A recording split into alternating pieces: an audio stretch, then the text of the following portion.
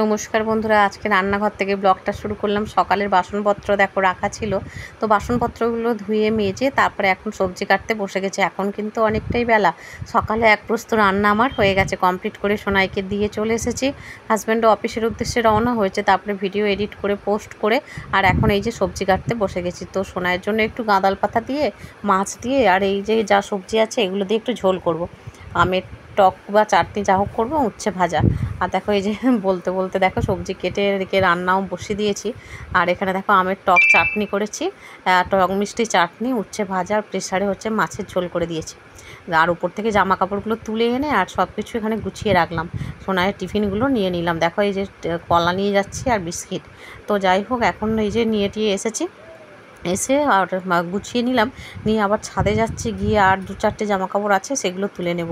তো এগুলো দেখো এই রোদের মধ্যে সব শুকিয়েও গেছে, তুলে নেব। আর রোদ দেখো খাঁ করছে একেবারে। সকালে এই যে এইটা পাপোশটা ধুয়ে এখানে মিলে দিয়েছিলাম, এইটা এখন ছাদের হচ্ছে মেঝেতে ফেলে দেব।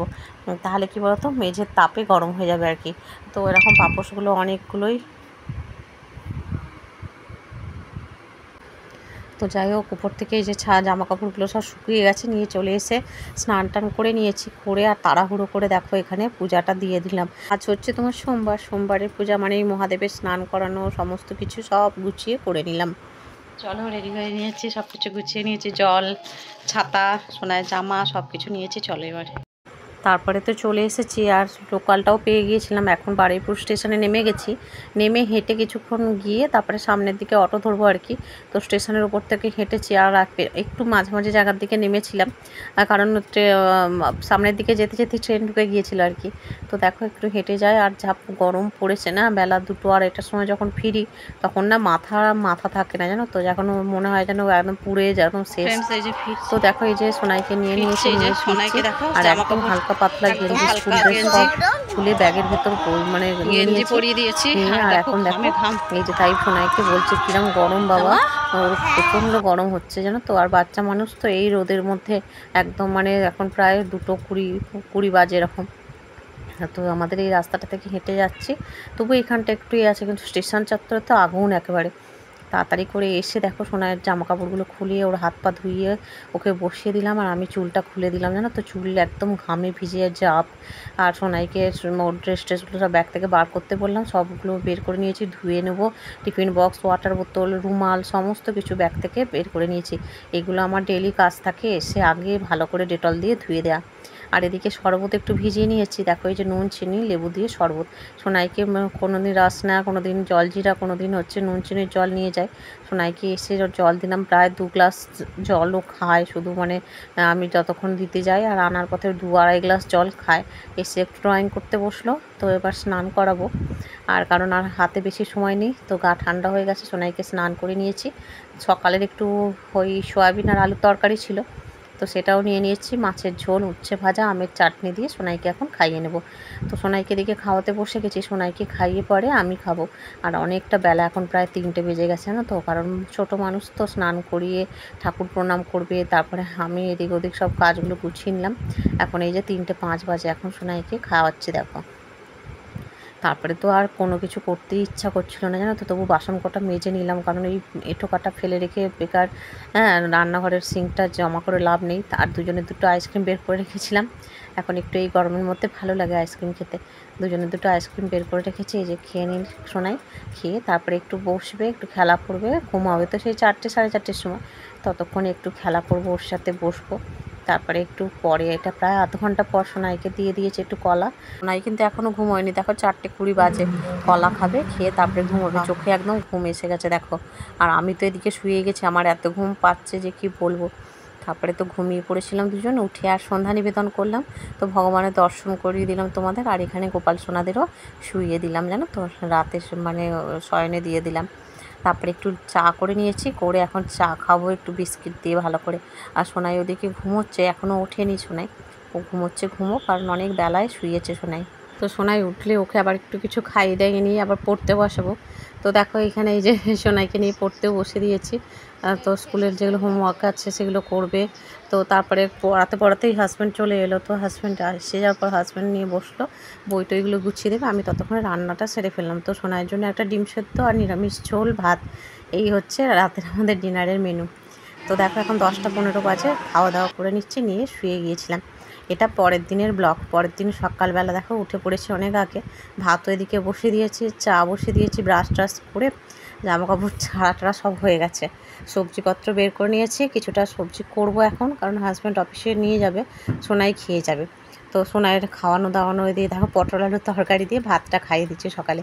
আর আমাদের পাড়ায় আজকে না ভোগের অনুষ্ঠান আছে, আজকে ভোগ আর কি হবে। তো সোনাইকে স্কুল ড্রেস পরিয়ে ধরিয়ে দিয়েছি। তো আমিও ব্যাগে জলের বোতল ছাতা সব নিয়ে নিয়েছি। সোনাইকে দিয়ে বাড়িতে চলে এসে বাড়ির যে কাজকর্মগুলো আছে সেগুলো করে নিচ্ছে। হাজব্যান্ড অফিসের উদ্দেশ্যে রওনা হয়ে গেছে। আর বাড়ির কাজ বলতে এই যে বিছানাপত্রগুলো ঠিকঠাক করে গোছানো গাছানো এগুলো করব। গরমের সময় তো একটু ঘরদোরগুলো ঠিকঠাক না করে রাখলে, অগোছালো রাখলে যেন আরও দেখেও যেন অস্বস্তি হয়। হ্যাঁ, তো মনের শান্তি আর কি, গোছানো গাছানো থাকলে মনের শান্তি।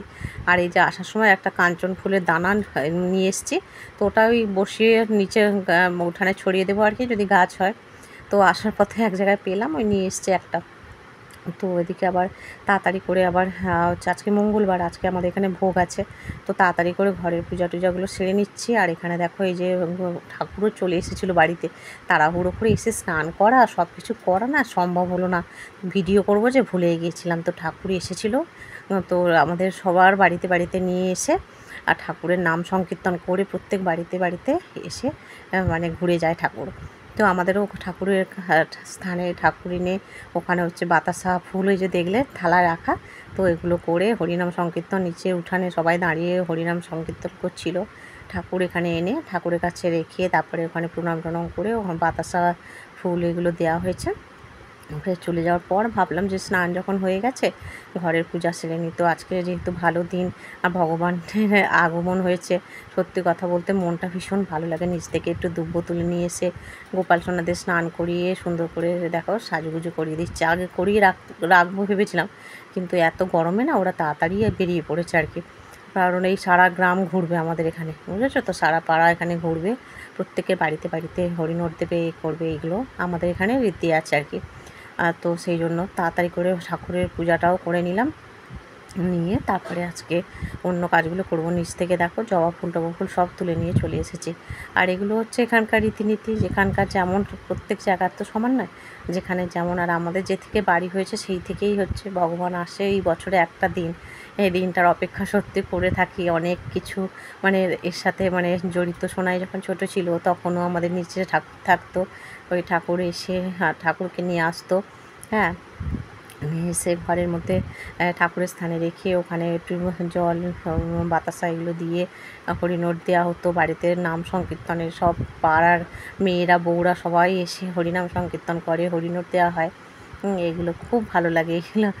তো দেখো এই যে আজকে মঙ্গলবার, তো তাই হনুমানজির হচ্ছে মেটে সিঁদুর দিলাম।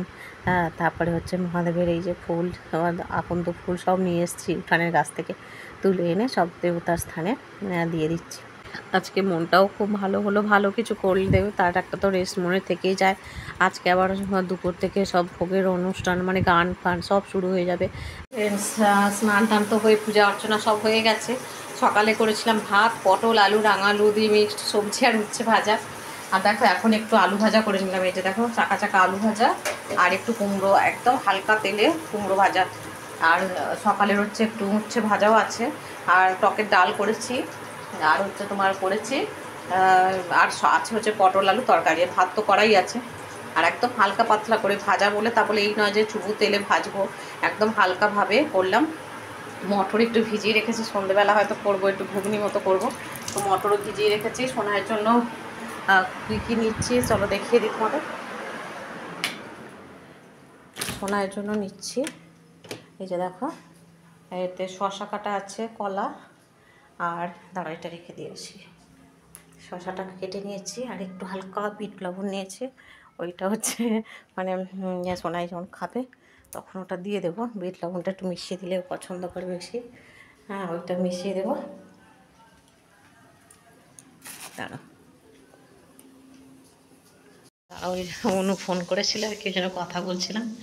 আর গরমের মধ্যে তো এই যে এতে করে সোনাইয়ের জন্য হচ্ছে ফ্রিজে রাখা ছিল এই যে জলজিরা জল, আর এটা প্লেন জল ছোট বোতলে নিয়ে যায়, হয় না। আর এই বোতলে করে 2 বোতল জল সব গুছিয়ে নেব, একটু তাড়াতাড়ি বেরোবো।